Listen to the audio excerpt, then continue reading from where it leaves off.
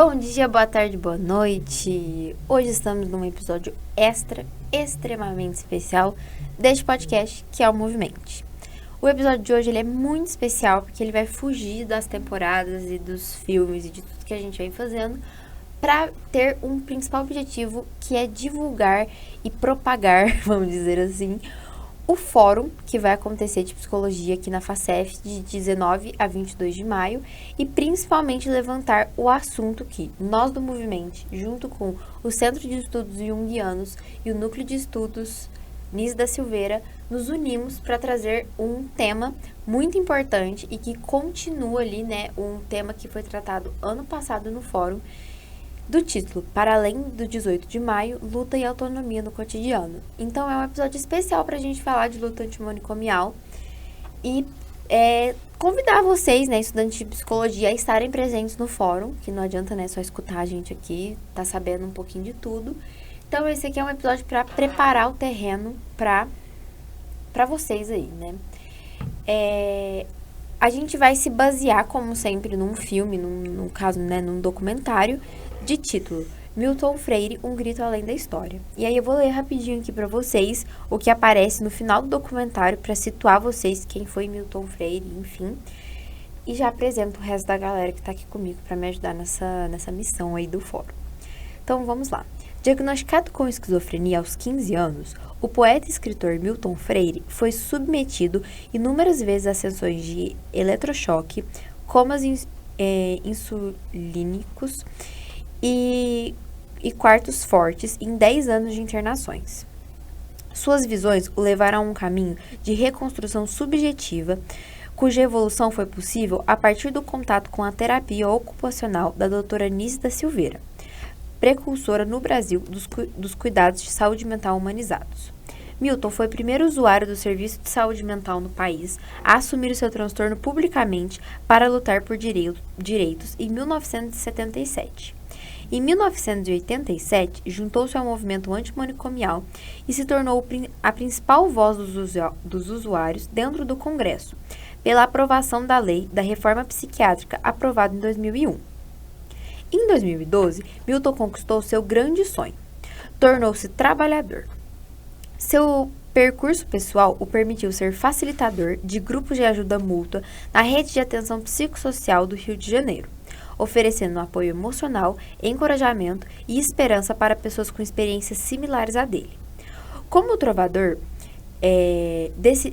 dedicou-se à missão de apoiar pessoas aprisionadas por grades, sofrimento e exclusão, até os últimos dias de sua vida. Milton Freire faleceu no dia 20 de novembro de 2019, aos 73 anos, vítima de uma cardiopatia.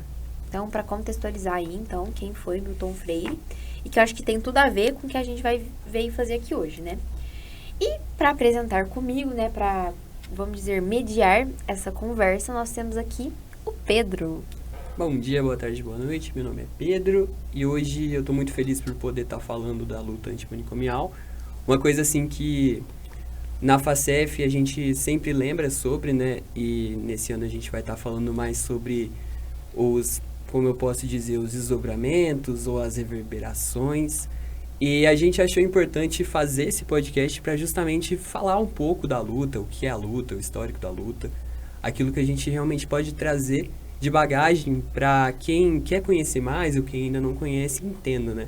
Então, a partir do documentário do Milton Freire, né, bem curtinho assim, da história dele, a gente vai conseguir trabalhar bastante sobre elementos da luta e aquilo que a gente acha importante para a gente participar no dia 20 do fórum, né? Que vai ser a junção do SEG, do NENS e do Movimento. E, né, as outras duas pessoas que estão aqui comigo hoje é a Mafer, que é aluna de psicologia do último ano. Oi, gente. Queria agradecer o convite. É um prazer estar aqui com vocês. Ela está aqui representando o NENS. Sim. E nós temos a Natália, que vai se apresentar também. Oi, gente. Bom dia, boa tarde, boa noite, né? Que nem vocês falam. Eu sou a Natália, eu sou psicóloga, eu trabalho com pessoas em situação de rua e pesquiso também saúde mental e população em situação de rua. Obrigada pelo convite também.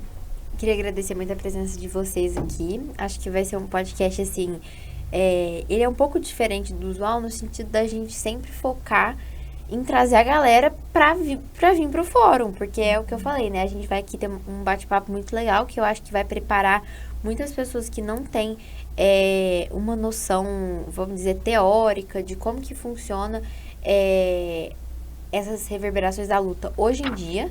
Acho que a gente pode também trazer um pouquinho o que é a luta antimanicomial no Brasil. Mas pra galera vir participar, né? Ver a Natália, que vai estar aqui no fórum com a gente.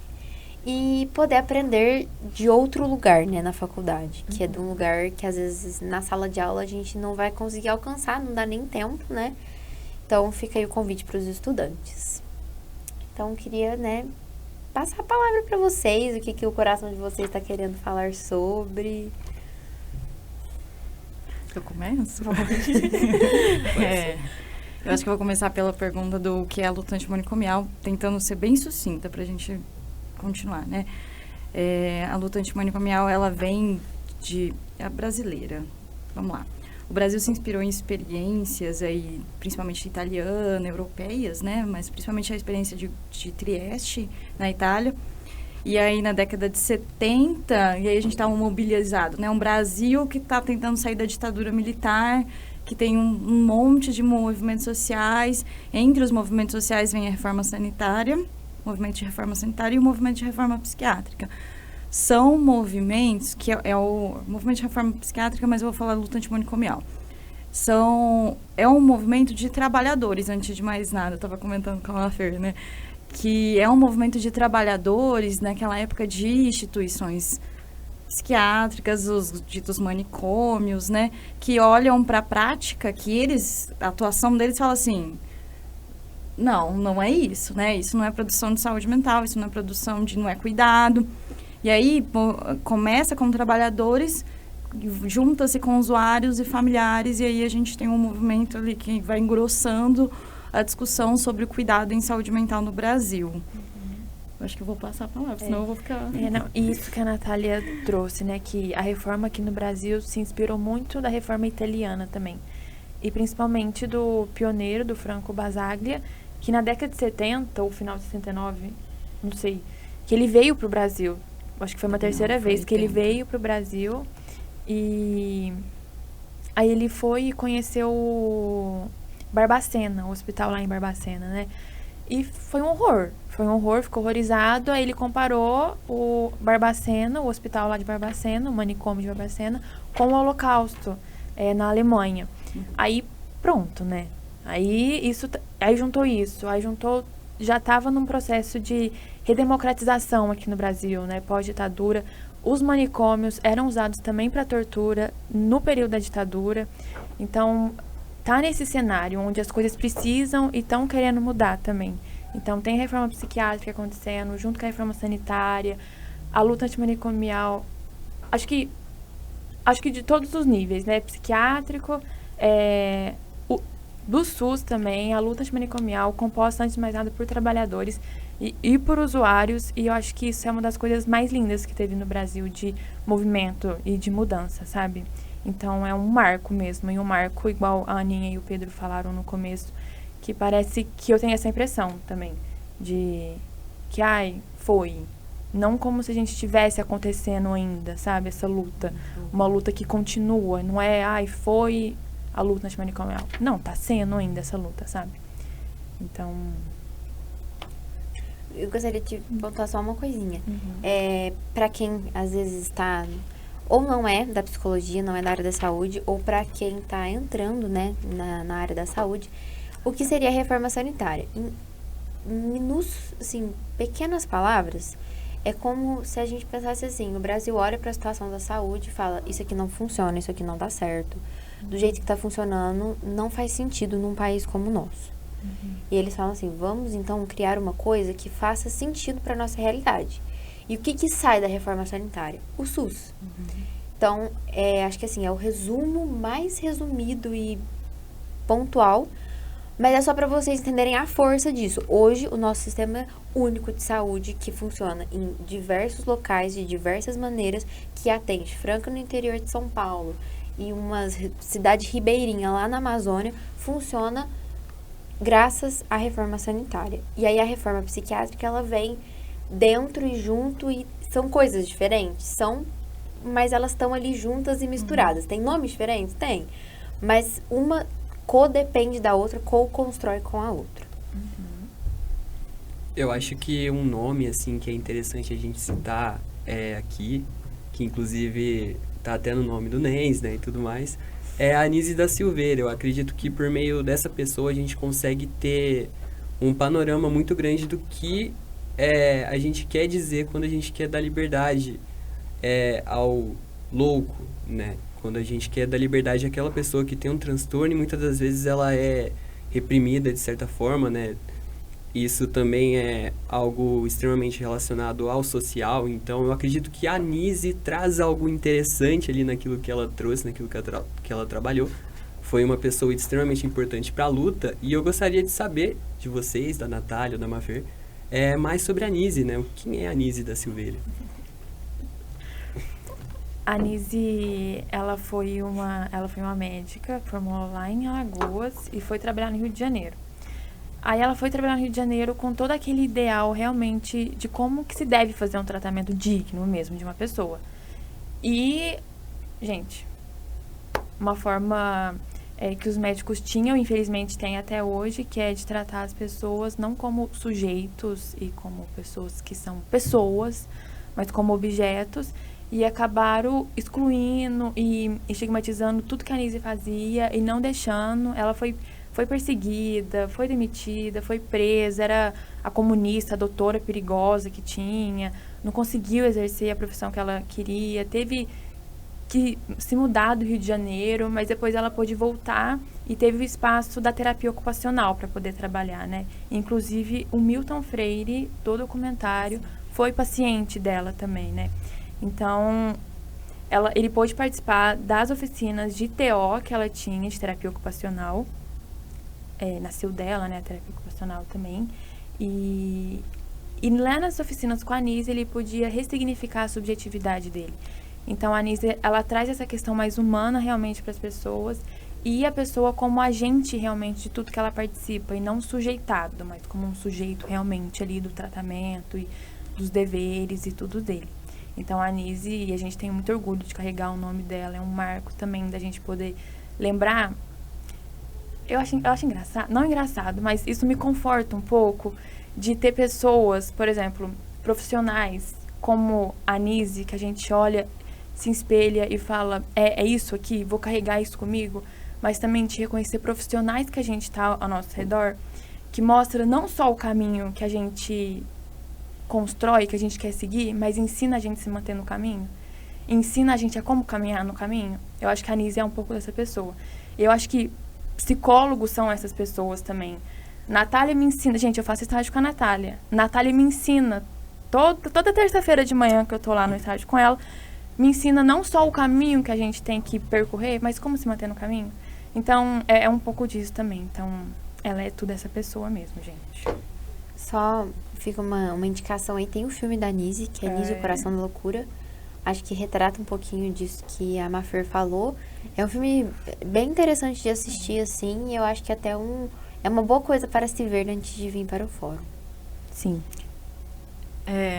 Fiquei emocionada com a pontuação, com a observação. Eu brinco, eu acho que vou fazer uma autoexposição meio problemática aqui, né? Eu não conheço muito Anísia. Eu, Natália, não tive tanto aprofundamento do Anísia da Silveira na graduação, né? Eu acho que eu fui para a reforma psiquiátrica por outros caminhos, né? Eu fui de movimento estudantil, então a gente tinha sempre a semana o encontro de saúde mental também.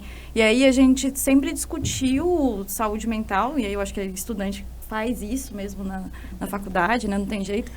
Mas a gente veio de outros lugares, então eu acho que eu fui mais para Basaglia mesmo, ou psicologia social. E Anísia, gente, eu tô tendo contato muito aqui em Franca, sendo muito sincera, assim.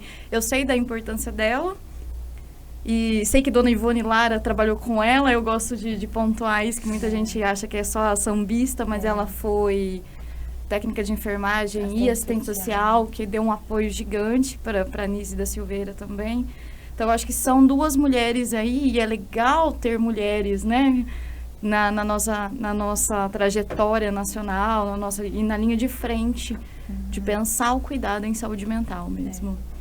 Uma curiosidade, rapidinho. Eu fiquei sabendo, fontes seguras, que não quiseram colocar a Ivone Lara no filme da Nise, porque falaram que ia apagar a imagem da Nise se colocasse a dona Ivone Lara. Olha só. E ela é uma mulher preta. Então tem tudo isso a ser considerado também, sabe? Enfim, um minuto aí de reflexão do público.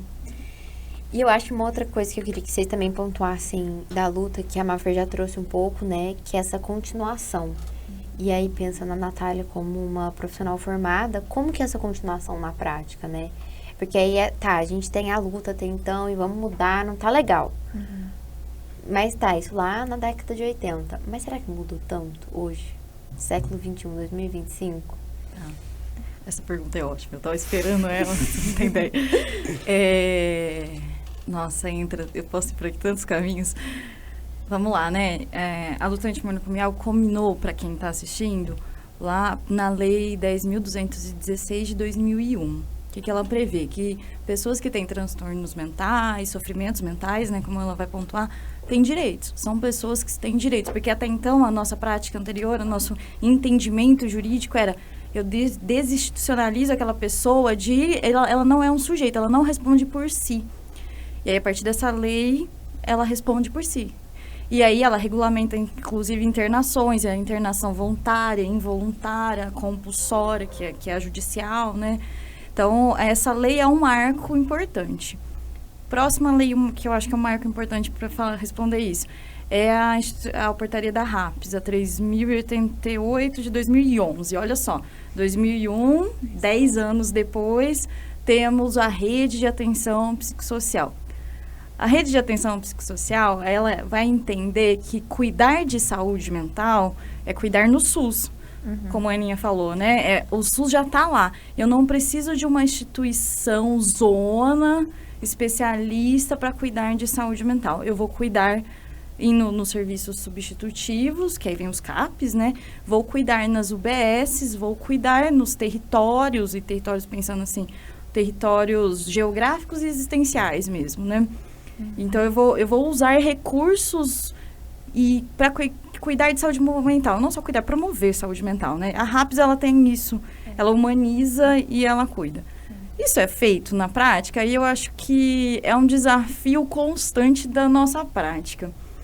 Tem uma fala do Basaglia, eu acho que é legal retomar ele, gente, de verdade, porque ele foi um ativista político contra o fascismo também, né? Foi comunista, eu acho que os comunistas, eles gostam da luta antimanicomial. Ele foi um comunista bem ativo e ele foi um estudioso muito, mas muito estudioso de Marx, do materialismo histórico. E ele fala que a psiquiatria, as ciências psis, a psiquiatria, a psicologia, a psicanálise, mas não só, aí ele coloca os assistentes sociais, ele coloca todo mundo que trabalha enquanto profissional. Tem essas pessoas, elas têm um mandato social de controle dos corpos, das pessoas, pela sociedade. Então, a gente tem uma sociedade macro que fala assim, psicólogo, você vai lá cuidar da depressão. E aí você tem que categorizar psicólogo. Você tem que saber os sintomas de depressão. Você tem que classificar. Você tem psiquiatra. O DSM tá lá, ó. Estuda o DSM que você precisa classificar as pessoas segundo aquilo, sabe? Então, a gente tem que responder a algo maior, que é uma cultura. É uma cultura de colocar em caixinhas, né? Eu gosto de falar que é isso, né? Colocar em caixinhas as pessoas. E aí... Por que eu tô falando isso? Porque é uma contradição. Eu trabalho na saúde, e na saúde ela é toda... Temos a RAPS, tudo bonito, mas ela é toda organizada segundo essa cultura. Segundo a cultura de você, Pedro, tem um CID. Tem que ter um CID. Só que eu não concordo com isso. E aí eu tenho que dialogar com isso o tempo todo internamente, gente. Por isso que ele fala, é uma contradição. A gente tem que negar o nosso mandato, mas atuar dentro da instituição. E é angustiante isso, entendeu? É isso que eu quero dizer.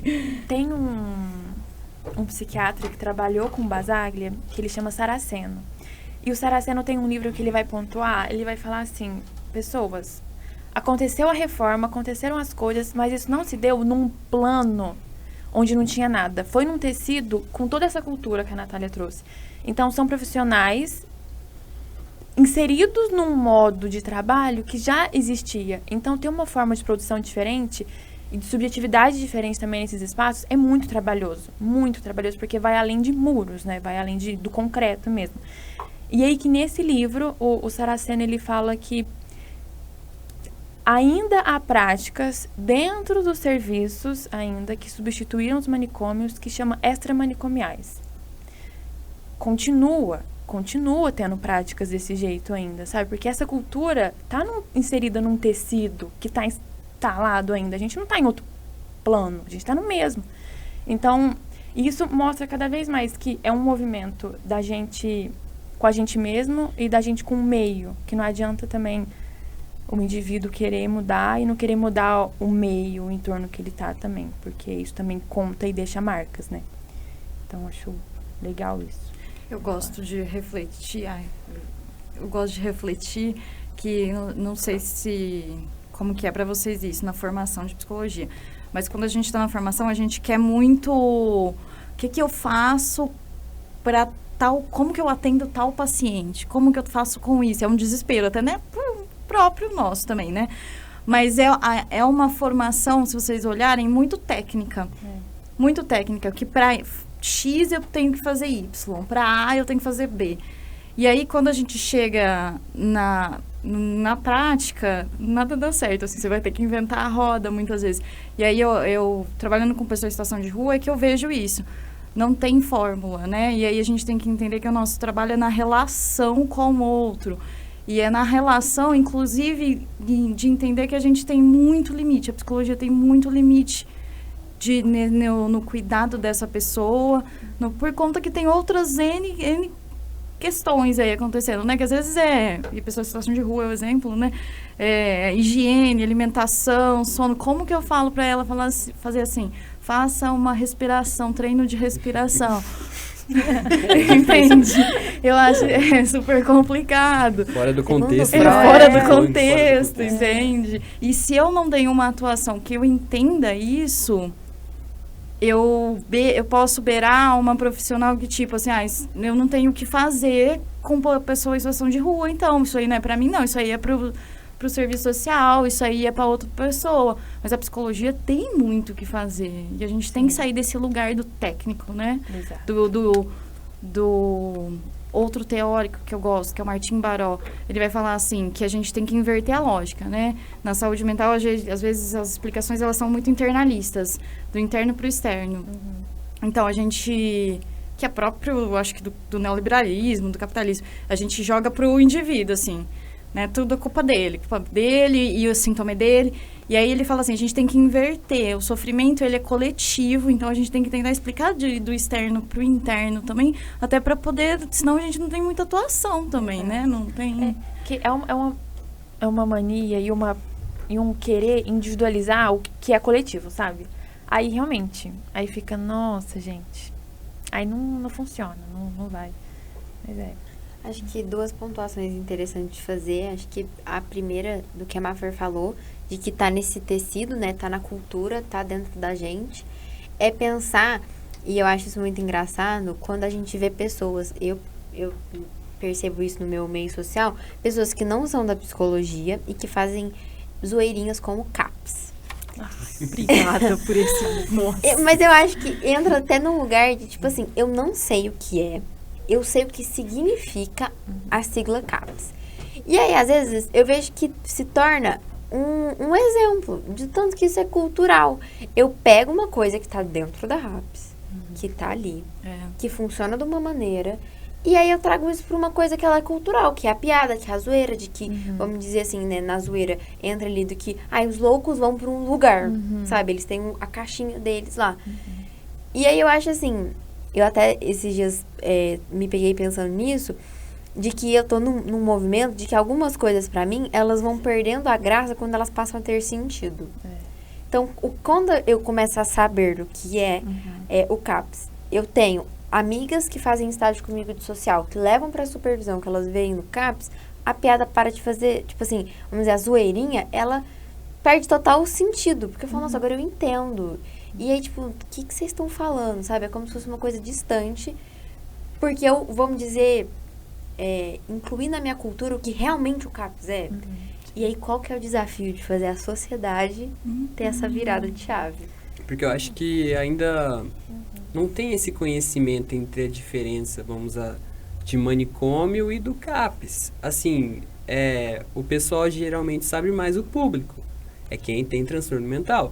Quem é chamado de doido, de louco, de maluco, né? Então, assim, existe esse distanciamento. A partir do momento que você fala, eu tô doido, vou pro CAPS, né? Tem muito meme em relação a isso. É um distanciamento da pessoa, né?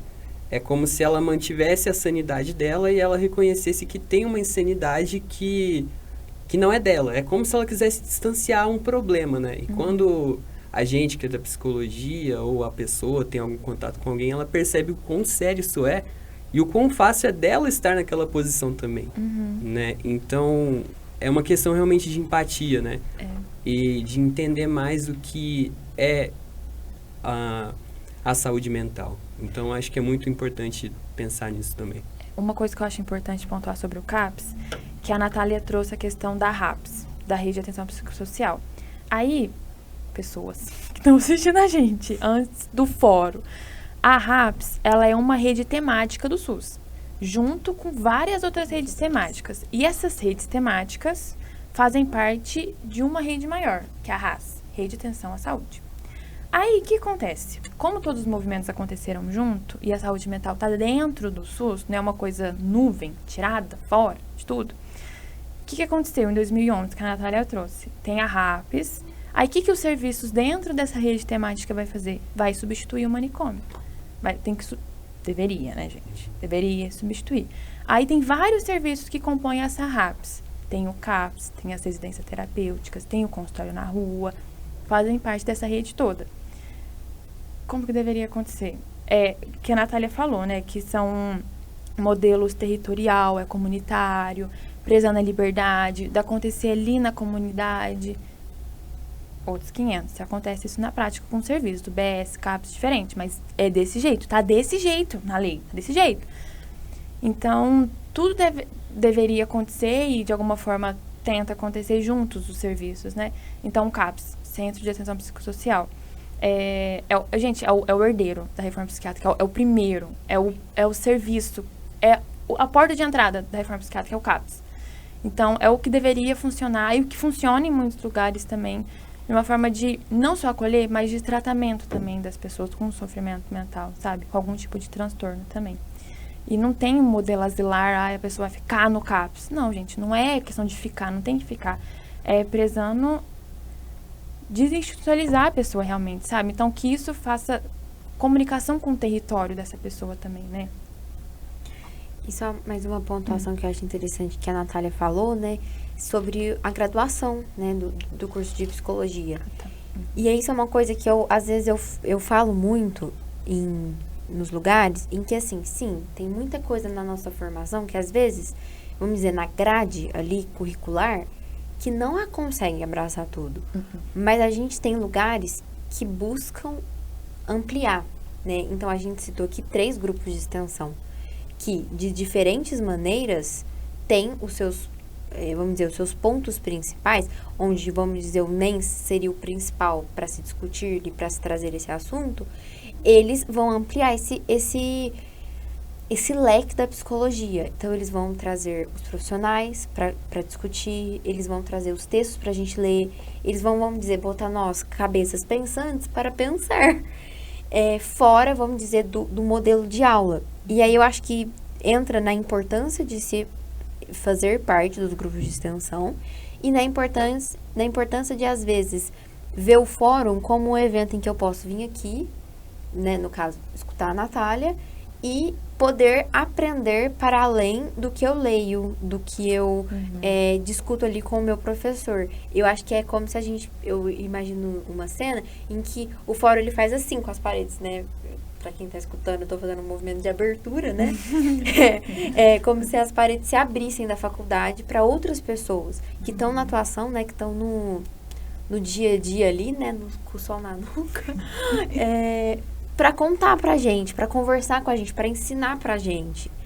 Então, eu acho que reforça, né, a importância de se estar dentro dos grupos de extensão, né, um movimento, por exemplo, o podcast é um projeto de extensão. Então, sem ele, a gente não tava aqui junto, reunido, falando e discutindo.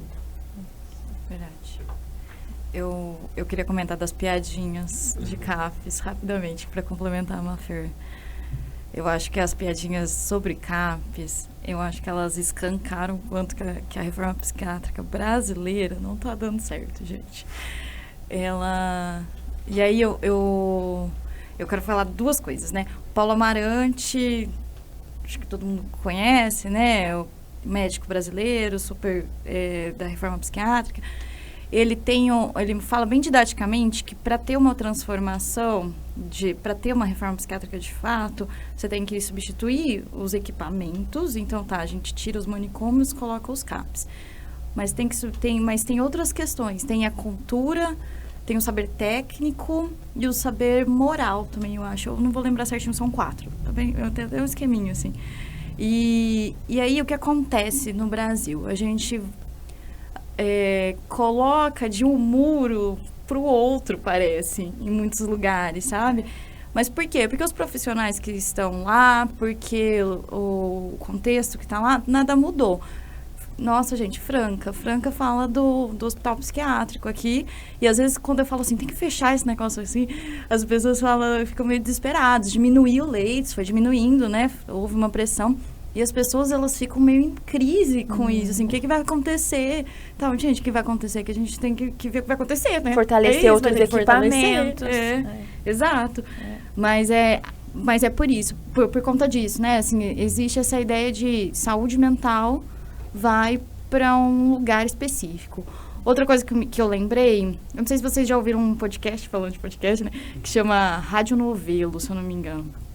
Tem um episódio, que eu posso até mandar depois, que eles contam um caos ali, né? Uma historinha sobre um CAPS AD. Quando a gente fala de AD, aí é um problema para a reforma psiquiátrica brasileira. É um CAPS AD, álcool e drogas, né? Para quem está assistindo, que é do Rio de Janeiro. E esse CAPS, ele tá do lado de uma escola infantil. E aí, eles contam um relato de que a escola, os pais dos estudantes ali fizeram abaixo-assinado para tirar o CAPS dali, porque tinha muito nóia, tinha muita gente ali que eles não queriam que estivesse perto. E aí o que acontece é que os trabalhadores desse CAPS começam não, e tinha uma questão até de uma escola particular e uma escola pública. A escola pública você via que tinha uma relação diferente com o CAPS AD. Que os alunos iam lá, os profissionais chamavam para conhecer. Olha, isso. Convidar os alunos para conhecer o CAPS, o que é um CAPS. Porque muitas vezes as piadinhas vêm num lugar que não conhece, né, mesmo. Sim. E ver as pessoas já vem com um monte de preconceito. E aí falar de AD é pior ainda, né? Assim, eu falo que a AD se a saúde mental já é a pobre da saúde, da política de saúde, a AD álcool e drogas é abaixo da pobreza ainda, porque aí as pessoas não discutem mesmo e aí se segregam e estigmatizam mais ainda, né? Mas é um episódio legal, vale a pena ouvir essa discussão. Muito obrigada pela indicação, fiquei super intrigada agora. Assim, meninas, infelizmente, nosso episódio está chegando ao fim. Tudo bem. Acho que a gente conseguiu aquecer, assim, de, tipo, trazer a curiosidade, a vontade pra galera. Espero que quem tá assistindo / escutando a gente esteja interessado, não só em vir no fórum, a pesquisar, estudar mais, Gente, referência não faltou neste podcast. Muitos nomes foram citados. Então, né, espero que toque o coração aí de vocês que estão com a gente do outro lado. Pra ir a fundo um pouquinho nisso, porque, gente, não tem como. Vai bater um dia na sua porta como profissional da psicologia. Então, espero que toque vocês. Queria agradecer muito o Pedro, que não só tá aqui apresentando comigo, mas acho que ele também fez parte de encabeçar, né? Conversou com as meninas, trouxe as meninas aqui. Então, agradecer muito você, nossa parceria Movimente. E agradecer as meninas também. Querem dar um ok aí? Gente, muito obrigada pelo convite. A gente queria mais tempo também, mas muito obrigada. Mas fica um aquecimento mesmo, que seja para vir pro fórum ou para poder pensar e discutir isso. Não sei que cidade que vocês estão, a poder entender como que funcionam os CAPs, como que funciona. Acho que é isso, para poder aquecer, para poder continuar, que não morra aqui também, né? Então, muito obrigada. Fala o arroba no NENS pra galera seguir. Acho que é arroba núcleo de estudos. Quando Gente, você vai sigam o conferir? NENS. Já Sigam vou, o NENS, daqui a pouco eu sigam vou o falar. NENS, gente. Natália, se quiser... Eu agradeço também o convite, gente. Eu fiquei super feliz. Eu queria mais tempo também. Nossa, agora que tô aquecendo, parece. Mas obrigada. E eu adorei participar. Tem muito a se discutir no fórum, né? Dia 20 a gente vai estar falando mais, né, sobre as reverberações. E eu fico muito feliz de ter tido essa conversa. Eu acho que foi algo que acrescentou demais pra gente, né? E pra vocês que estão assistindo também. Então, eu acho que vai ser bem legal o fórum. Fala o arroba aí. Gente, sigam o NENS. Núcleo de Estudos NENS. É só isso. E siga o Movimento, arroba movimento.unifacef, siga a Psicologia Unifacef, arroba Psicologia Unifacef. E é isso. Temos o SEG também. E os arroba outros Centro de extensão. Estudos. É muita coisa, gente. Entra da Psicologia da Unifacef e deslancha pros outros. Fortaleça É a extensão, isso. gente. Fortaleça a extensão. Até dia 20.